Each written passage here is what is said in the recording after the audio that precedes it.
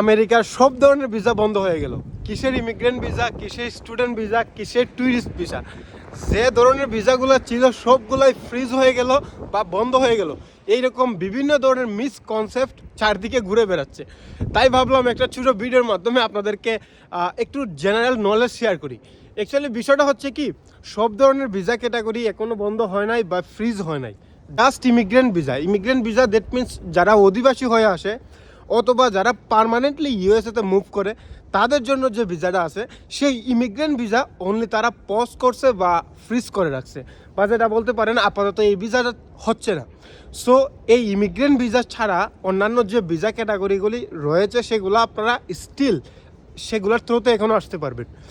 এখন এই বিষয়টা নিয়ে অনেকে অনেক ধরনের আলোচনা সমালোচনা করতেছেন। আশা করি এই বিষয়টা অ্যাটলিস্ট আপনারা ক্লিয়ার হলো, যেটা হচ্ছে জানুয়ারি 21 তারিখ 2026 থেকে, মানে এই মাসের 21 তারিখ থেকে 21 তারিখের পর থেকে যারা ইমিগ্রেন্ট ভিসা আসার জন্য ট্রাই করতেছেন তাদের জন্য টোটালি ফ্রিজ করে দেওয়া হলো। অন্যান্য ভিসা লাইক আপনি student visa, tourist visa, business visa, তারপর হচ্ছে স্পেশাল ক্যাটাগরি যে ভিসাগুলো রয়েছে সেগুলোর থ্রুতে এখনও আসতে পারবেন। অন দি আদার হ্যান্ড অনেকেই বলতেছেন যে বাংলাদেশ সহ আরও যে 70-75টা দেশের নাম দেওয়া হলো এই লিস্টে, এখানে কেন ইন্ডিয়া নেই? ইন্ডিয়া যেহেতু আমাদের পাশের দেশ, সো এটা খুব ইজিলি থিঙ্ক করার বিষয়। বাট এইখানে একটা বিষয় ইন্ডিয়া যেভাবে মেনটেন করে রাখছে সেটা হচ্ছে এইখানের ইউএস গভর্নমেন্টের যে গভর্নমেন্ট অ্যাসিস্ট্যান্স বা রিলিফ বলেন, এরকম বিভিন্ন ফেসিলিটি আছে যেগুলোর মধ্যে মেডিকেয়ার, ফুড, তারপর আরও অনেক কিছু রয়েছে যেগুলা হচ্ছে ইন্ডিয়া এই ক্ষেত্রে তারা এই গভর্নমেন্ট অ্যাসিস্ট্যান্স বা রিলিফটা ইজিলি গ্রহণ করে না। আপনারা কয়েকদিন আগে একটা লিস্ট বের হয়েছিল, সেটা দেখছিলেন।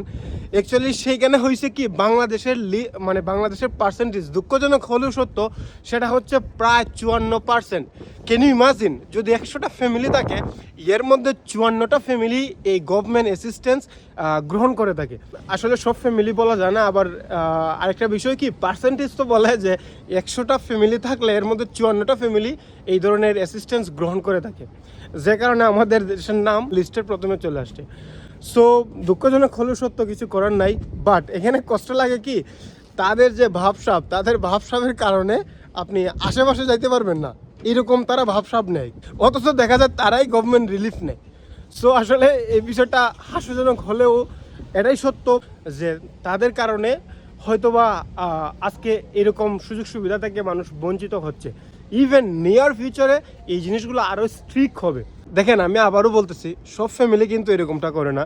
অল্প কিছু ফ্যামিলি আছে যারা এরকম শেষরামি করে, যে কারণে আজকের এই পরিস্থিতি। যারা এই জিনিসটা করে তাদের একটু চিন্তা করা দরকার ছিল যে তাদেরকে ইউএস গভর্নমেন্ট কত ধরনের সুযোগ সুবিধা দিচ্ছে।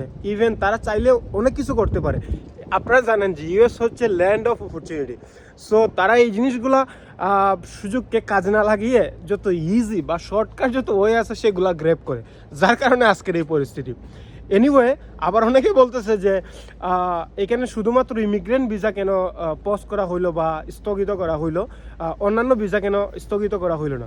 আসলে এক্ষেত্রে আরেকটা বিষয় কি, দেখেন, আপনি স্টুডেন্ট ভিসার কথাই যদি বলেন, আমরা এখানে আসার পর কি হয়, ইউনিভার্সিটিকে টিউশন ফি পে করি, তারপর দেখা যাচ্ছে আমরা ইন্স্যুরেন্স পারচেস করি, তারপর আবার ট্রান্সপোর্টেশন ফি দেই, মানে যত কিছু আছে আমরা সেগুলো পে করতে হচ্ছে।